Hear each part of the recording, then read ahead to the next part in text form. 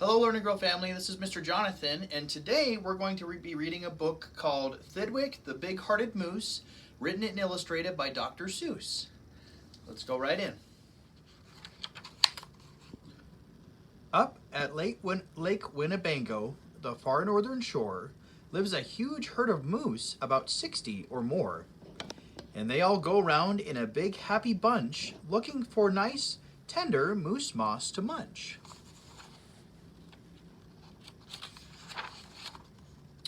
Up at Lake Winnebago one day, they were lunching, just strolling along and enjoying their munching. For the moose moss that day was especially fine, when it happened that Thidwick, the last moose in line, saw a bingle bug sitting. The bug called out, "Hey, it's such a long road, and it's such a hot day. Would you mind if I rode on your horns for a way?" "Of course not," smiled Thidwick, the big-hearted moose. "I'm happy my antlers can be some of use.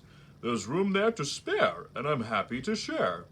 Be my guest, and I hope that you're comfortable there." So the bingle bug picked out a nice, easy seat, and the moose went on looking for moose moss to eat. Well, an hour or so later, the bug heard a squeak, and he heard the small voice of a tree spider speak. "I say," said the spider, "you've got a fine place. That moose seems quite friendly. He has such a nice face. If I got on too, do you think he would mind?" "Hop aboard," laughed the bug, "and I think that you'll find that the moose won't object. He's the big-hearted kind." "I accept," said the spider, "with joy and delight," and he started a web on the horn to the right.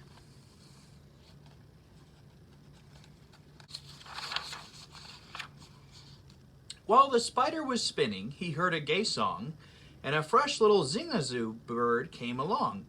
He stopped, and he stared. He chirped, "Well, well, well, what a smart place to build! What a great place to dwell!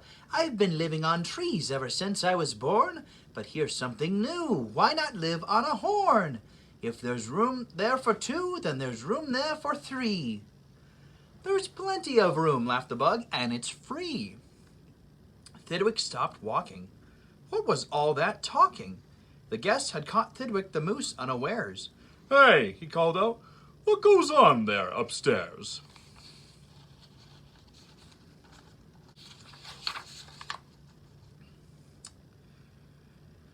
"Just building a nest, sir," the Xanadu said, and began yanking hairs out of poor Thidwick's head, and he plucked out exactly 204. "Don't worry," he laughed, "you can always grow more." Then he dozed off to sleep in his fine moose hair nest. "This bird," murmured Thidwick, "it's sort of a pest, but I'm a good sport, so I'll just let him rest. For a host above all must be nice to his guest."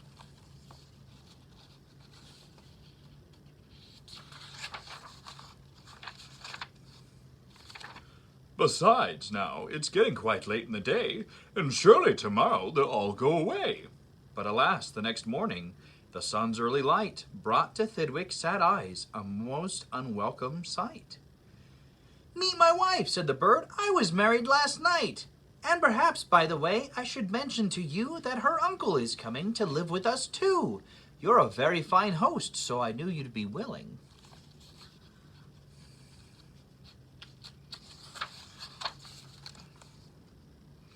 Then the uncle, a woodpecker, started in drilling.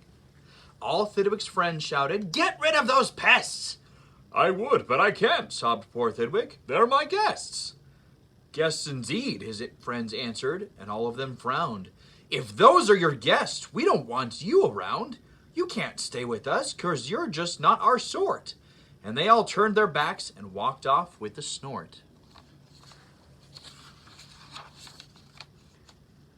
Now the big friendless moose walked alone and forlorn, with 4 great big woodpecker holes in his horn.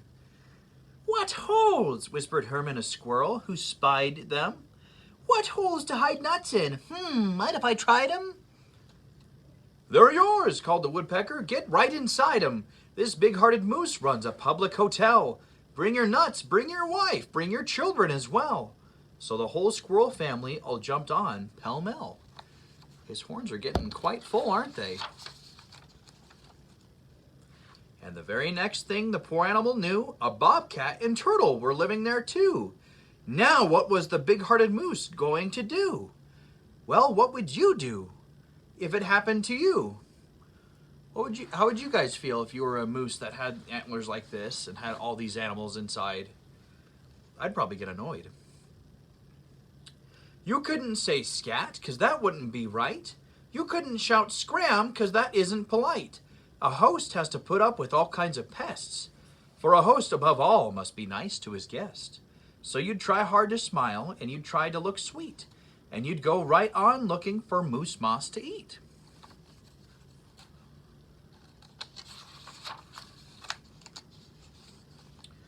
But now it was winter, and that wasn't easy, for moose moss gets scarce when the weather gets freezy.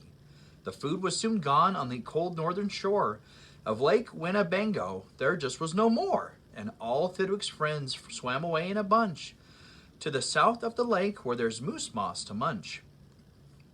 He watched the herd leaving, and then Thidwick knew he'd starve if he stayed here. He'd have to go too. What do you guys think Thidwick's going to decide?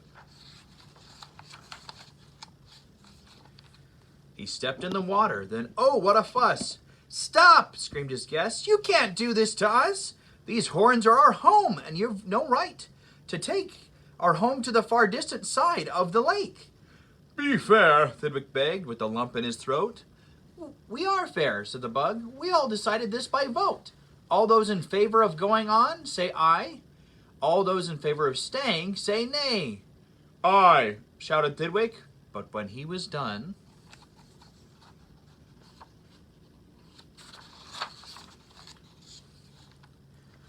nay! They all yelled. He lost 11-1. We win! Screamed the guest, by a very large score. And poor starving Thidwick climbed back to the shore. Then, do you know what those pests did? They asked in some more.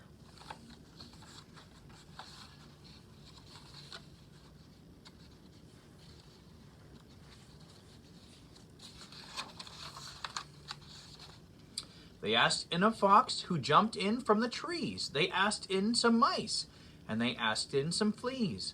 They asked a big bear in, and then, if you please, came a swarm of 362 bees. Poor Thidwick sank down with a groan to his knees, and then came something that made his heart freeze. What do you guys think happened next? Bullets came zinging right past Thidwick's face. Guns were bang-binging all over the place. Get that moose! Get that moose! Thidwick heard a voice call. Fire again and again, and shoot straight, one and all. We must get his head for the Harvard Club wall. Thidwick took his heels with that load on his head. With 500 pounds on his horns, the moose fled. He could have run faster without all those pests, but a host, above all, must be nice to his guests. Up canyon, off cliff, over wild rocky trail, with bullets bang bouncing around him like hail. Up gully, through gulch, and down slippery sluice, with his hard-hearted guests raced the soft-hearted moose.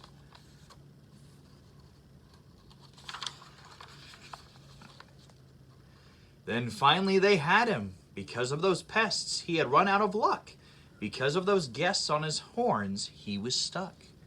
He gasped, he fell faint, and the whole world grew fuzzy. Thidwick was finished completely. Or was he?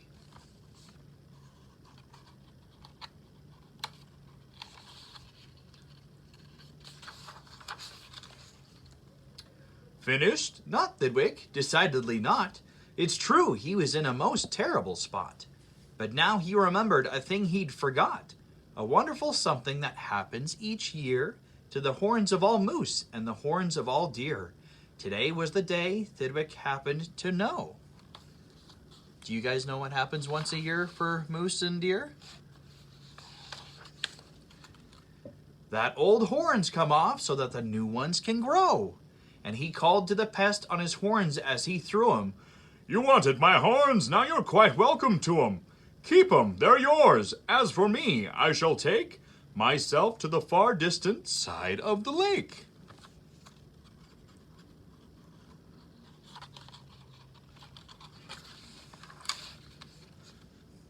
And he swam Winnebago and found his old bunch and arrived just in time for a wonderful lunch at the south of the lake where there's moose moss to munch.